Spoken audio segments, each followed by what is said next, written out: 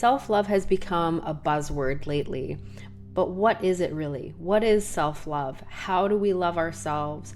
How do we do it in a balanced way? What are the morals and ethics around it? These are the questions that I've been getting since I launched my book, Do It For You, last year. And I'd like to cover some of the questions today so that we can get to know more about what self-love actually is, how we can practice it, and how it can really improve our lives. So a great definition of self-love is one that I actually found on psychcentral.com. And it reads, self-love means that you accept yourself fully, treat yourself with kindness and respect, and nurture your growth and well-being. So when you love yourself, you have an overall positive view of yourself. This doesn't mean that you feel positive about yourself all the time. That would be unrealistic. For example, you can be angry and disappointed with yourself, but still love yourself. And you can think about it in terms of a relationship to another person. You know, your partner might do something that gets on your nerves, but you still love them. You love them unconditionally. And that's kind of what we're talking about when we talk about self-love. That through all of the ups and downs, through all of the emotions, you love yourself unconditionally and you treat yourself with kindness and respect. So I often equate self-love with self-compassion, because for me, that's really what self-love has morphed into. For me, it started as trying to just have a more positive mental view of myself, have more positive thoughts about myself. But as I got more and more into the work, it became having real deep compassion for myself and holding myself with love and care and respect as I unpacked my trauma, as I healed my mind, as I healed my wounds. So that's what self-love is all about to me. And I got a question about this, asking if it's possible to love yourself and love others unconditionally, simultaneously. And the answer is yes, but with some caveats. If you've followed me for long enough, you know that I'm a big proponent of balance. So we want to kind of find the middle path and not swing too far on either side of the pendulum, if you catch my drift. One of the big questions that I've gotten about self-love is, well, will self-love turn me into a narcissist? Will it make me self-centered? How do I love myself and still look after my responsibilities? And that's the fine-tuning that is needed when you're exploring self-love. Loving yourself isn't going to turn you into a narcissist necessarily, but we do need to find a balance. So loving yourself is treating yourself with kindness and respect. It doesn't mean that, you know, you love yourself so much that you're going to let yourself off the hook when you make a mistake and just ignore that part of yourself. Self-love comes with a level of humility and checking yourself as if you were your own parent. And I talk about this in my book as well, reparenting yourself.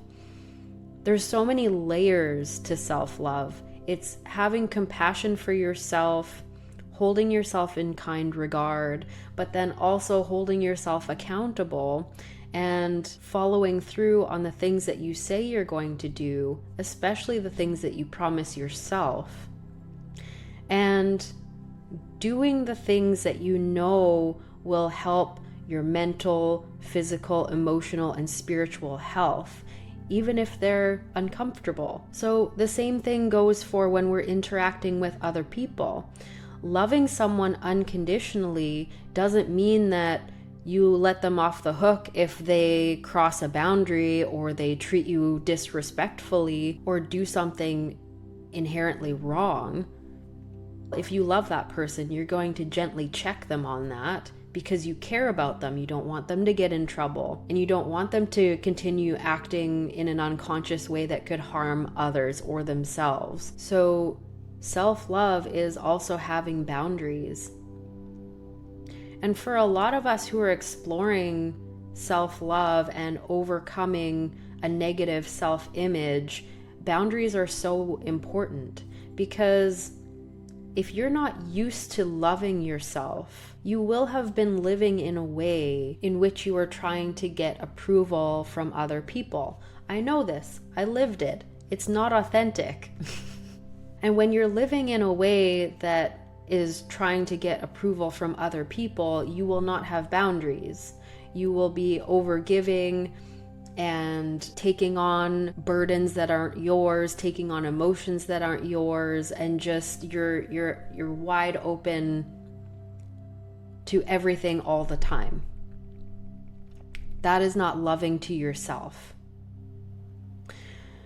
or to the other person, really, because when we have no boundaries like that, when we're taking on other people's tasks and responsibilities, when we're taking on other people's burdens and emotions, it's not actually loving to them either, because it's showing them that they don't need to take responsibility for these things. And on a subconscious level, it's also telling them that you don't think that they're strong enough, and that you don't think that they are capable enough of carrying their own burdens, carrying their own emotions, taking care of their own responsibilities. So on both sides of the coin, it's an unhealthy relationship dynamic. And when you are trying to be all things to all people, you are subconsciously telling yourself that you don't matter. This hyper independence that so many of us have taken on is really us telling ourselves that our needs don't matter, our energy doesn't matter, that we have to do it all ourselves because we can't trust other people to take care of things or take care of us. Which is, if you really dig down into the layers of it, it's a trauma response. And it's not easy to look at, but undoing this kind of mental construct is the beginning of self-love. Starting to set boundaries with what you can and cannot take on is self-love. Being realistic with how much you can actually handle and find some semblance of balance in your life is self-love.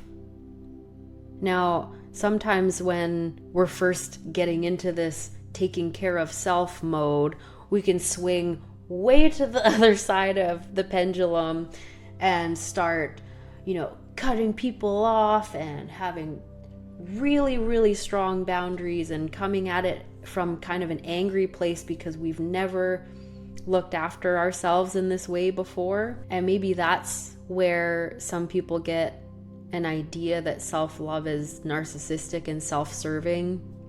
But if you create boundaries from a loving place,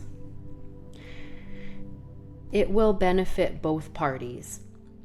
Even if initially it takes some adjustment for both of you to adjust to the new relational dynamic, it will ultimately be beneficial to both parties because you are holding what is yours and you are giving back what is the other person's. And then you can start to relate to each other from a more balanced place. So in that way, loving yourself is very much intrinsically related to loving others. Another question that I get on this often is, does self-love mean always prioritizing yourself? The short answer is no. But it is prioritizing yourself a heck of a lot more. Now, we've got partners, we've got kids, we've got jobs, we've got coworkers, we've got responsibilities. So you can't always be prioritizing your own needs and wants because it's just going to become unbalanced. And sometimes in life, we just have to do things that we don't want to do. So no, you can't always be prioritizing yourself. However, it does mean that you will be looking after yourself. So, looking after your mental, emotional, physical, and spiritual health so that you can show up to your responsibilities in a more empowered, energized, and reciprocal place rather than a drained and resentful place. So that could look like just starting to create a 20-minute window in your day that's just for you, where you can do things that feed your soul, be that reading, meditating, being out in nature, gardening, whatever it is.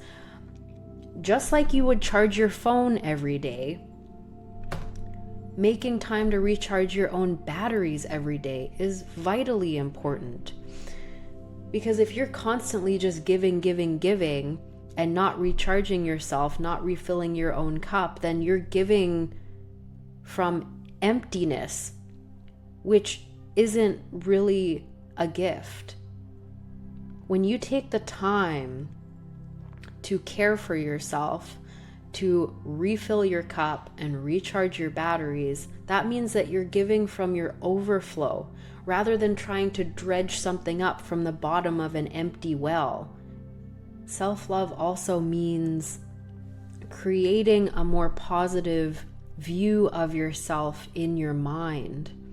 So many of us have these negative loops on repeat that we've acquired throughout our lives, through different interactions and through different experiences. And when you have a negative sense of self, it affects all of your interpersonal relationships more than you would realize. So this is another important facet of self-love, is creating a more positive narrative in your mind about yourself.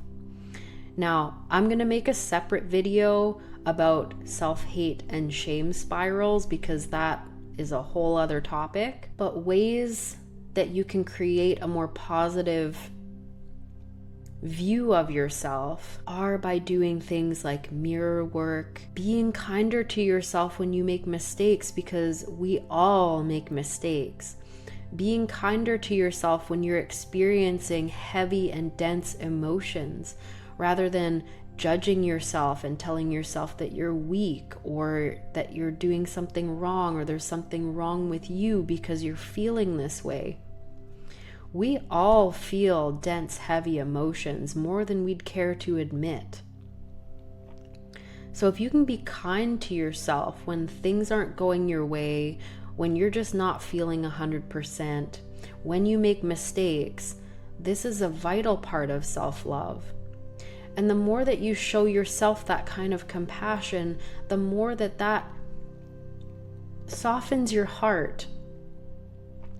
And the more that your heart is softened, the more compassion that you bring into all of your interpersonal relationships as well. And so the way that you treat yourself ripples out into the ways that you treat other people, the ways that you think about other people. The amount that you judge others is very much tied to the amount that you judge yourself. So self-love is a very powerful, very deep, personal, intricate process that is way more than just, bubble baths and manicures, which are nice. Not throwing shade. I love my salt baths. But it's very much an internal process and a practice of reframing how you see yourself, how you talk to yourself, how you treat yourself, how you show up for yourself, how consistent you are with yourself. How many of us complain about the inconsistency of others, but fail to recognize the inconsistency in ourselves and how we relate to ourselves, our lack of keeping promises to ourselves. It's all a reflection.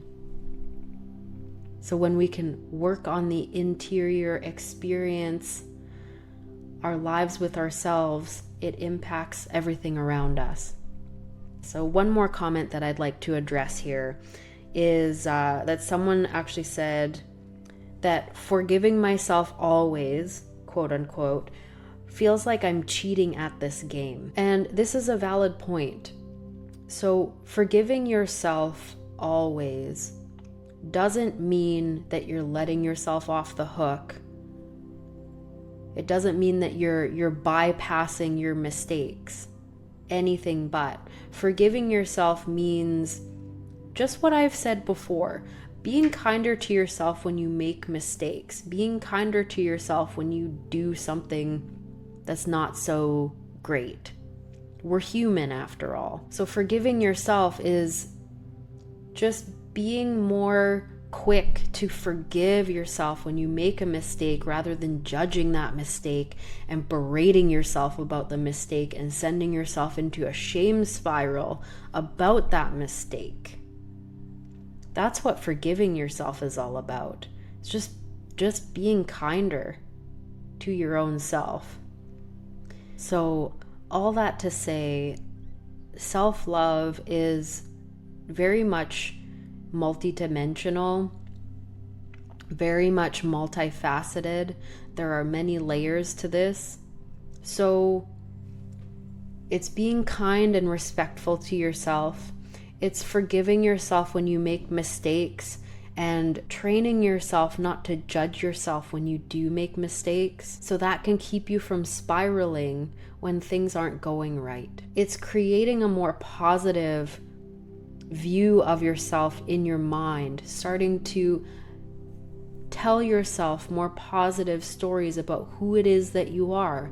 It's focusing on your good qualities rather than focusing on your not so great qualities. It's treating yourself as if you're your own best friend. You think about your best friend or your pet, whoever you love unconditionally. Start to treat yourself as if you would treat them. If they mess up, if they say something ridiculous or make a mistake, you're not going to sit there and chastise them, right? You'll offer them compassion and support. And when we can start to do that for ourselves, it changes our whole dynamic within, mentally, emotionally, physically, and spiritually. It's all connected. It starts to change the decisions that we make. It starts to change the way that we walk through the world. And that in turn starts to shift our whole perception of our reality. So practicing self-love can really change your whole life. And it doesn't mean that you're narcissistic. It doesn't mean that you're self-centered, because self-love is also checking yourself, humility checks, keeping yourself humble in a kind way. In a kind way. It's reparenting yourself, disciplining yourself in a kind way. So I know we covered a lot in this video. Let me know in the comments what you think, what resonates, what's worked for you in this, how you've learned to love yourself more, or how you're learning to love yourself more, because we're all on the journey, we're all learning, constantly learning, and I love to hear from you all and hear what you think. So I'm going to leave it there for now. I will see you in the next video. Thank you for sharing this with someone you think it might resonate with, liking the video, subscribing to the channel, to the podcast, to the newsletter. I love you all so much, and I'll see you in the next one. Bye for now.